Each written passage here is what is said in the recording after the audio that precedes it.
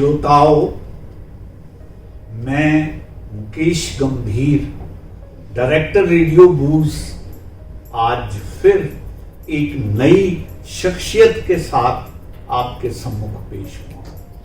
श्रोताओं, मैं अक्सर कहता हूं कि रेडियो बूज एक ऐसा प्लेटफॉर्म है जिसका भरसक प्रयास इस बात की तरफ रहता है कि हम आपसे नित्य प्रतिदिन किसी ऐसी शख्सियत से मिलवाएं जो समाज के उत्थान में अपने अपने ढंग से योगदान दे रहा है। इसी क्रम में आज हमारे बीच में मैडम ज्योति गुप्ता पधारे हैं। मैडम, आपका बहुत बहुत स्वागत, बहुत बहुत आभार। और अपने श्रोताओं से इंट्रोड्यूस करते हुए मुझे बड़ी खुशी हो रही है कि मैडम गुप्ता एक वर्सटाइल जीनियस की मलिका हैं और इनसे आज जब हम बातचीत करेंगे तो आप भी ये महसूस करेंगे कि वाकई ही आदमी अगर हिम्मत रखे, और जैसे मैं कहा करता हूं कि जिंदगी में बड़ी से बड़ी उड़ान परों से नहीं हौसलों से हुआ करती है, तो ऐसा एक ज्वलंत उदाहरण आज मैडम ज्योति गुप्ता हमारे सम्मुख प्रस्तुत करने जा रही हैं। पुनः आपका स्वागत करते हुए आपका आभार व्यक्त करते हैं। मैडम, जरा आप स्वयं हमारे श्रोताओं को अपना थोड़ा परिचय दीजिए, क्वालिफिकेशन बताइए और क्या काम आजकल आप कर रहे हैं उसके बारे में भी बताइए। जी धन्यवाद मुकेश सर जी। आज मुझे इस काबिल आपने समझा और मैं सीरियसली बहुत ही ज़्यादा इमोशनल भी हो रही हूँ और बहुत अच्छा लग रहा है कि आज 16 साल से मैं NGOs के साथ जुड़ के काम कर रही थी, बट इतनी रिकॉग्निशन शायद मुझे नहीं मिली जितनी आज मुझे इस रेडियो न्यूज़ पे आके मिल रही है। आपका कोटि कोटि नमन। और मेरा नाम ज्योति गुप्ता है जी। मैं बेसिकली जम्मू से हूँ और कंप्यूटर इंजीनियर हूँ और काफ़ी मतलब उम्मीदों के साथ समीर गुप्ता के साथ शादी करके दिल्ली NCR में आई थी। It's intercaste, it's intercaste marriage. और बहुत ही मतलब आप कह सकते हैं कि सहयोगी हैं मेरे पति और उन्होंने मुझे बहुत सहयोग दिया और आज यहाँ मैं आपके समक्ष बैठी हूँ, तो ये उन्हीं का ही मैं हमेशा समझती हूँ कि उन्हीं का साथ था, उनका सहयोग था जो मैं आज ये सब कर पा रही हूँ। और जम्मू से होने के कारण यस, डोगरी मेरी लैंग्वेज बहुत ही करीब है जी। और उसे भी मैं प्रमोट करती हूँ और इंस्टाग्राम पेज पे मैं डोगरी काफ़ी टॉक शोज करती हूँ और अपनी मातृभाषा में ही करती हूँ जी। कि मेरा बेसिकली लक्ष्य सर यही रहता है कि मिट्टी से जुड़े रहना आपकी हमेशा ये रहनी चाहिए। और जब आप मिट्टी से जुड़े रहते हैं तो आपकी ज़रूर कहीं ना कहीं, जैसे कि आज रेडियो न्यूज़ ने मुझे बुला के यहाँ पर इतना सम्मानित किया है, तो मैं उसी की मतलब एक एग्जांपल देना चाहती हूँ कि मिट्टी से जुड़े रहना बहुत ज़रूरी होता है जी। मैंने समीर गुप्ता जी से शादी करी और फिर मैं दिल्ली NCR में आ गई और मैंने अपना करियर स्टार्ट किया नोएडा से जी। लेकिन बस यही कह सकते हैं कि काफ़ी अच्छा चल रहा था सब कुछ और बेटी भी मेरी हो गई थी एंड हमें आना पड़ा गुड़गांव। और गुड़गांव में 2002 में मैंने शिफ्ट किया जी। और यहाँ पर IFFCO Tokyo general insurance company में मेरे हस्बैंड अभी हेल्थ वर्टिकल देख रहे हैं, he is vice president there. और मैंने यहाँ आके काफ़ी फिर से, क्योंकि मैं काम कर रही थी JSS इंजीनियरिंग कॉलेज में लेक्चरर थी और यहाँ आके भी मुझे लगा कि मैं अपना काम जारी रखूँ, तो मैंने द्रोणाचार्य इंजीनियरिंग कॉलेज में अपनी जर्नी स्टार्ट करी। बट ईश्वर को कुछ और ही मजबूत कह सकते हैं कि उसके आगे तो कुछ चलती नहीं है। तो समीर मेरे हस्बैंड का थोड़ा सा ब्रेन ट्यूमर का एक प्रॉब्लम आ गया, जिसकी वजह से मुझे अपने करियर को विराम देना पड़ा और मुझे अपनी फैमिली, क्योंकि मेरा बच्चा छोटा जो बेटा मेरा 1 साल का था और मुझे अपने परिवार की मेरी काफ़ी उस समय आप ये कह सकते हैं कि मेरी ही एक सूत्रधार थी जो मुझे तीनों को उनको आगे लेके चलना था। तो मैंने अपने करियर को पीछे छोड़ा और मैं फिर भी इस चीज़ को ये नहीं कहूँगी कि मैंने काम नहीं किया, मैं काम करती रही। और इसी दौरान सर मेरा एनजीओज़ के साथ मिलना हुआ। मतलब एनजीओज़ की मुझे पता नहीं था कि एनजीओ भी कुछ होता है। और पढ़े लिखे होने के कारण ख्वाब तो बिल्कुल मल्टीनेशनल नौकरी में करने के थे, लेकिन कोई नहीं लगा कि नहीं चलो जो कुछ मिल रहा है उसमें सीखने को ही मिलेगा जी। तो एसएनएस फाउंडेशन का मैं शुक्रिया इस दौरान ज़रूर करना चाहूँगी कि उन्होंने ये मौका मुझे दिया कि सॉफ्ट स्किल ट्रेनर की एक पोस्ट वहाँ पर निकली। और मैंने वहाँ पर विलेज से आई हुई काफ़ी लड़कियाँ थी जिनकी भी मेरी तरह उड़ान भरने की बड़ी कोशिश थी, उनके से मिलने का मौका मिला। और वहाँ पर मैंने कंप्यूटर उनको सिखाया और उनको इंग्लिश सिखाई, इंटरव्यूज़ में कैसे पेश आना है, कैसे अपने आप को रिप्रेजेंट करना है, और दैट सॉफ्ट स्किल जो भी आप ट्रेनिंग होती है वो मैंने वहाँ पर उनके साथ की। तो 1-1.5 साल का वो कॉन्ट्रैक्ट था, वो भी ख़त्म हो गया। और काफ़ी मतलब लगातार यही लगता रहा कि नहीं आज कुछ अच्छा होगा, आज कुछ अच्छा होगा। लेकिन जर्नी तो देखिए अप्स एंड डाउन्स की ही रही, लेकिन उसमें सीखने को बहुत मिला। और साथ ही साथ मैं ज़रूर ये सर कहना चाहूँगी, गुरुग्राम ने मुझे बहुत प्यार दिया। मैंने गुरुग्राम को एक्चुअली डेवलप होते देखा है। 2002 से मैं यहाँ पर हूँ।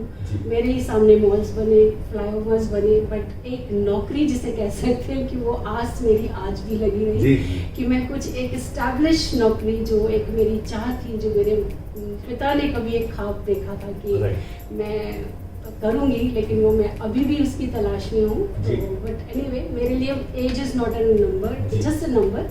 और एज कोई मेरे लिए बड़ी रुकावट नहीं है, और मैं बहुत काम करने की हिम्मत रखती हूँ। और सर उसी दौरान राष्ट्रीय सेवा संगठन के साथ मुझे जुड़ने का मौका मिला। 13 बच्चों के साथ मैंने स्लम में जाके सर्वे कर करके एक स्कूल स्टार्ट किया। यंग लड़के हैं 2-3, उन्होंने कहा कि दीदी आप हमें मदद करें। तो मेरे पास टाइम था, मेरा बेटा प्ले स्कूल जाने लगा, और मैंने काफ़ी वहाँ पर स्लम में जाके उनकी परेशानियों को समझने की कोशिश करी। कि मुझे लगा कि देखिए एजुकेशन में हमें इन बच्चों को आगे लाना पड़ेगा, क्योंकि मैं जब भी जिससे बात करती थी वो लोग कूड़ा उठाने वाले थे, छोटे छोटे बच्चे बीड़ियाँ पी रहे थे। तो मुझे कहीं पर वो चीज़ अच्छी नहीं लगी। मुझे लगा कि देश को अगर हमें आगे बढ़ाना है तो इस तबके को उठाना बहुत ज़रूरी है, और इसमें मेहनत की कमी नहीं है, इन्हें एक राइट डायरेक्शन देने की ज़रूरत है। और मेरी कोशिश में मुझे लगा कि कहीं कोई कमी ना रह जाए, बट कहीं पे भी कह सकते हैं सर कि हर जगह पे पैसा जो है वो आड़े आता है, और आपके पास उसकी एक जब कमी रहती है तो आप बहुत कुछ सोचते हुए भी नहीं कर पाते। बट स्टिल आगे पीछे से काफ़ी सोसाइटी के लोगों ने प्रोत्साहन दिया और हम बढ़े आगे। और आज मुझे बड़ी खुशी है इस चीज़ को कहते हुए कि मेरे पास मतलब हम राष्ट्रीय हित सेवा संगठन के टीम के पास ऑलमोस्ट 200+ बच्चे हैं, जो कि 3 लोकेशंस पे हम स्कूल चला रहे हैं। और मेरा अभी जो सर मानना है वो यही है कि इन बच्चों में बहुत पोटेंशियल है। आप आर्ट की बात करें, आप सिंगिंग की बात करें, आप कल्चर की बात करें, पढ़ाई की बात करें, इनको बस एक मौके की तलाश है। Exactly. अगर हम कोशिश मैं जो बात कह रहे हैं, रेडियो बूज ऐसे ही बच्चों को प्लेटफॉर्म देने के लिए बना है कि जिनको आसपास कोई अपॉर्चुनिटी नहीं मिलती, हम चाहते हैं कि उनको ये प्लेटफॉर्म दिया जाए और वो अपने आप को बहुत अच्छे से एक्सप्रेस कर पाए। जी कंटिन्यू। ऐसे में ही सर मेरा रुझान जो रहा है वो मतलब मैं नौकरी भी करती रही, हेडमिस्ट्रेस की जॉब मैंने 7 साल करी और डिफरेंट प्ले स्कूल में काम करने का मौका मिला। बच्चों के साथ जुड़ी रही, उनकी देखती रही, और मदर्स वर्किंग हैं, क्योंकि मैं भी शुरू में जब वर्किंग थी मेरे पास कोई हेल्प एसच नहीं थी। मेरी बच्ची ने प्ले स्कूल से ही अपनी जर्नी स्टार्ट की थी और वहाँ क्रच में मुझे डालना उसको बहुत ही दुखदायक लगता था और गिल्ट बहुत होती थी।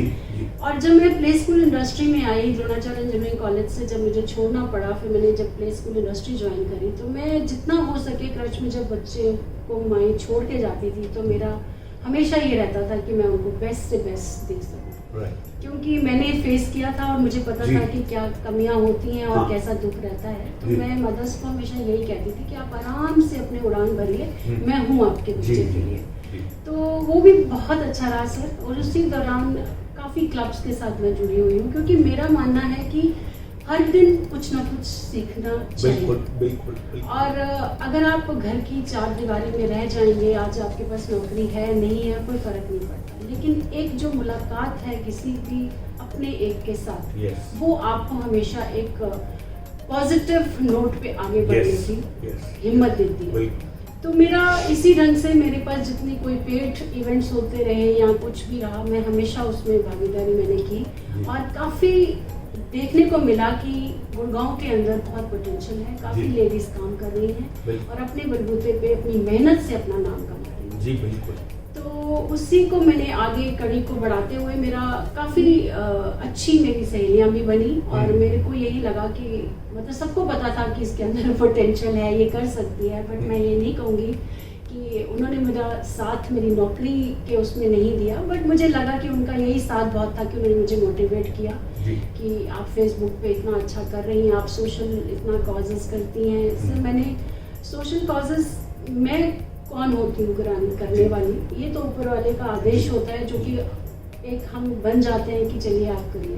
कोरोना काल में आप यकीन मानिए कि मैंने 700-800 फैमिलीज को खाना क्या पहुँचाया और मेरी फैमिली जो मेरा एक स्तंभ है स्ट्रॉन्ग, उसको मैं हमेशा सल्यूट करती हूँ कि कोरोना में लोग बाहर नहीं जा रहे थे और मेरे पति, मेरे दोनों बच्चे हमेशा मुझे कहते थे कि mama please go if you want to go, और वो मैं जाती थी और मेरे लिए दरवाज़ा खोल देते थे, टॉयलेट का दरवाज़ा खोल देते थे और खुद आगे पीछे हो जाते थे। लेकिन मैंने स्लम में सर काम किया, मैंने 3 मदर्स के उस समय बच्चों की जो कि वो प्रेग्नेंट थी उनके बच्चे पैदा करवाए और मैंने हाईवे पे आपको अच्छे से मतलब ध्यान होगा कि कितनी लेबर ऐसे ही चल रही है। Yes.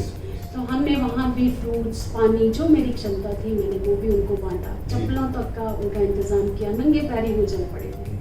तो ये सब मैं नहीं थी, मेरे साथ बहुत सारे लोग थे जिन्होंने ठीक है आगे नहीं आए लेकिन पीछे से हमें सपोर्ट किया Right. और हम कर पाए। ये यही था कि एमसीजी पे जैसे मेरा नंबर दे दिया गया कि वो फ्लोट हो रहा था कि कोई भी रिक्वायरमेंट है राशन की, तो मेरे पास एरिया वाइज नंबर थे। तो 14 सेक्टर और 17 सेक्टर का रिप्रेजेंटेटिव मुझे बना दिया गया। तो मेरे को जब भी फ़ोन आता था कहीं से भी कुछ भी अपने घर से हो सके, आटा दाल चावल, जो मेरी कोशिश थी मैं कर पाई। और उसमें मैं उमेश अग्रवाल जी की जो धर्मपत्नी है अनीता अग्रवाल जी का भी ज़रूर जिक्र करना चाहूँगी, क्योंकि उन्होंने मुझे बहुत सपोर्ट किया। मतलब जब मैंने उनसे कहा कि अनीता जी मुझे 10 पैकेट की ज़रूरत है तो 50 पैकेट उन्होंने भेज दिए। मैंने कहा कि मुझे 100 की ज़रूरत है तो उन्होंने 150 भेज दिए। तो मैं उनके आने के बाद मैं ये आगे तक ले जा पाई। इसी ढंग से DLF की साइड पे भी एक रश्मि मेरी फ्रेंड है, which is a very renowned photographer, उन्होंने भी अपनी कम्युनिटी वहाँ पर बनाई और उन्होंने मुझे इस एरिया में कहा कि तुम्हारी जो रिक्वायरमेंट है, तो वो हमने सिलोखरा गाँव में जितना वहाँ पर स्लम का था वहाँ पर हमने 100-150 पैकेज। तो सर मैं सिर्फ फ्रो फर्म पे रही जी। और इन सब लोगों ने मुझे सहयोग दिया और मैं उस समय मैंने देखा कि ह्यूमन बीइंग जो है, मतलब आज की डेट में अगर हम ये बात करें, इंसानियत लोग कहते हैं कि मर गई है, मैं इस चीज़ को नहीं मानती, क्योंकि जिसकी जो क्षमता थी, बूंद बूंद से सागर बनता है। हर आदमी ने जो जिसकी जितनी कैपेसिटी थी उसका सहयोग दिया और मैं उस चीज़ को आगे तक ले पाई। तो मैं अपने आप को बहुत ही भाग्यशाली मानती हूँ कि मेरे साथ इतने अच्छे लोग जुड़े हुए हैं। तो उन्होंने मुझे इस काबिल समझा और ये मौका दिया और कोरोना काल में हमने ये सब काम किया। सर सिलेंडर की व्यवस्था हो, एम्बुलेंस की व्यवस्था हो, कैनविन फाउंडेशन को फ़ोन किया मैंने, ये काफ़ी संस्थाएं यहाँ पर इस टाइम पे बहुत एक्टिव रही और मैंने इन सबके साथ जुड़ के बिल्कुल ग्राउंड लेवल पे जिसे कह सकते हैं काम किया। मैडम ज्योति गुप्ता, आपकी ये बातें सुन के आपके बिहाफ पर मैं 4 पंक्तियाँ बोलना चाहता हूँ कि ऐ खुदा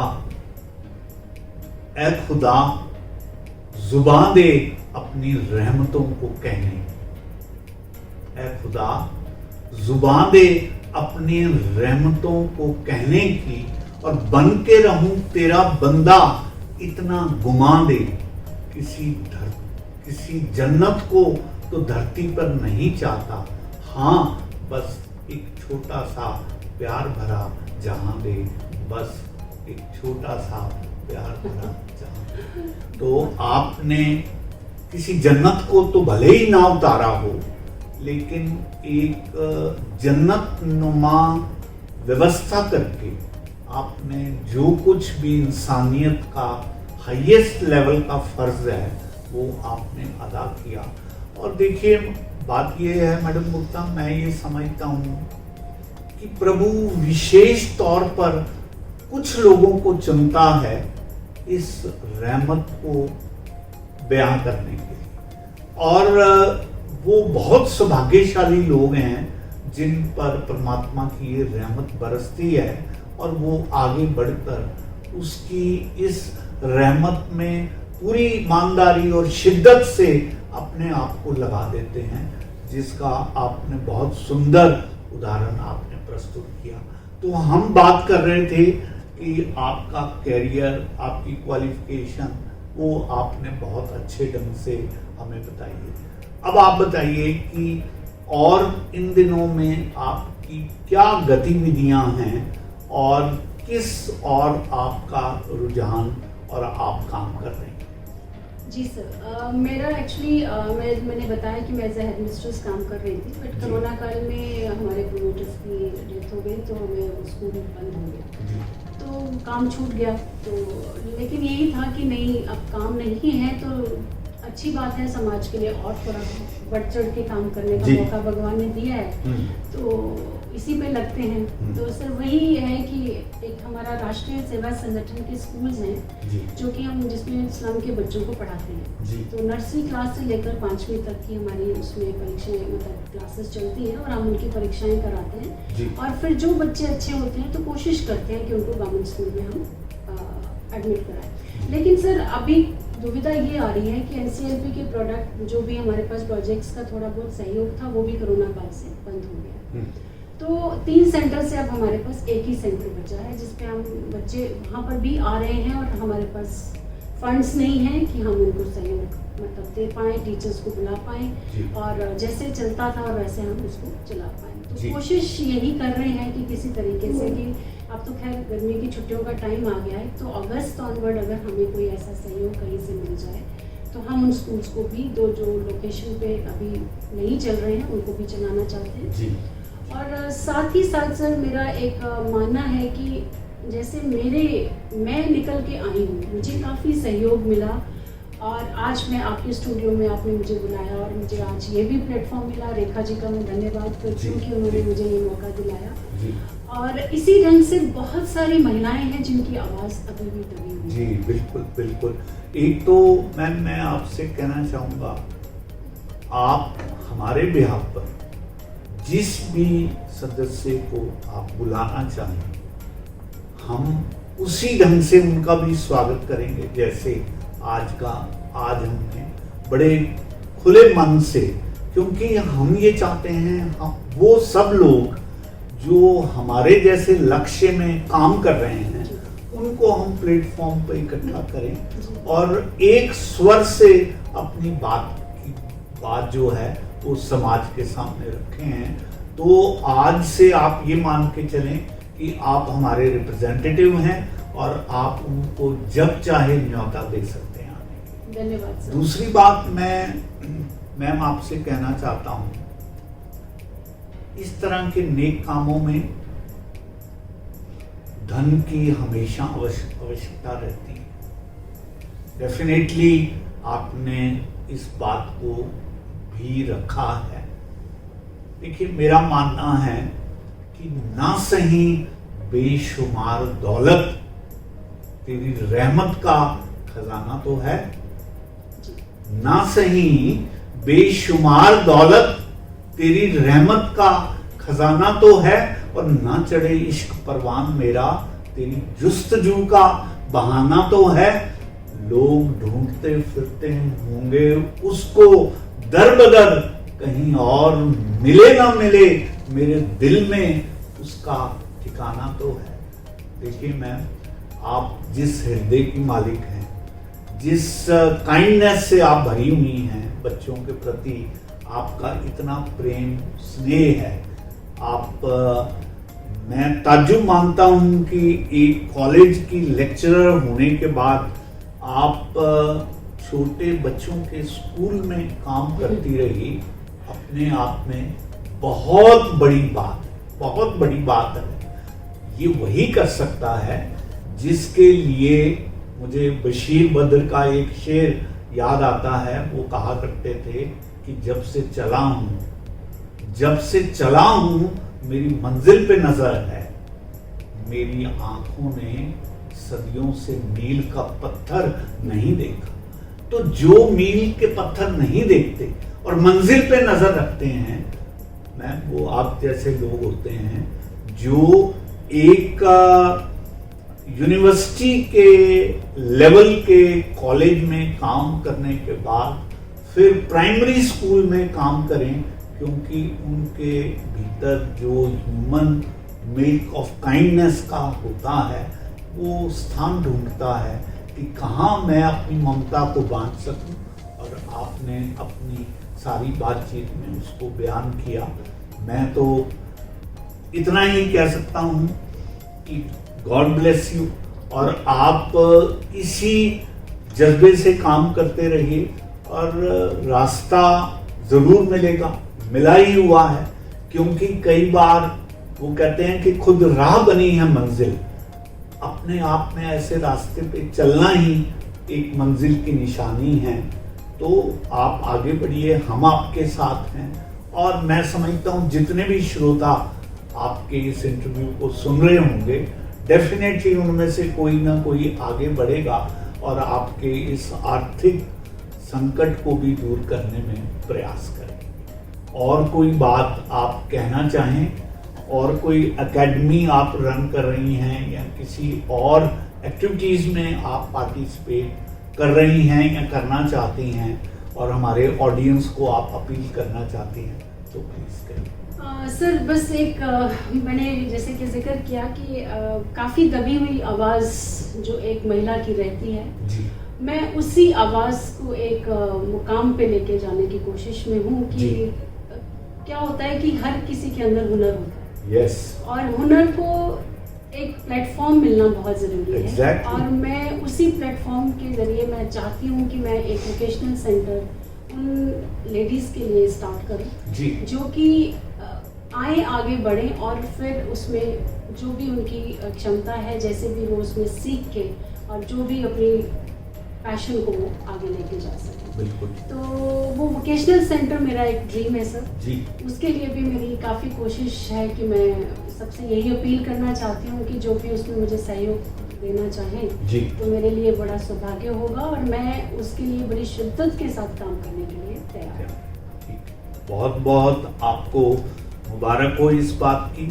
और मैं ये समझता हूँ कि आपकी जर्नी की स्टार्ट जो है वो आपके मेंटल थिंकिंग से शुरू होती है। वो मेंटल थिंकिंग आपने कर ली है और every longest journey start with a single step. That step has been taken by you.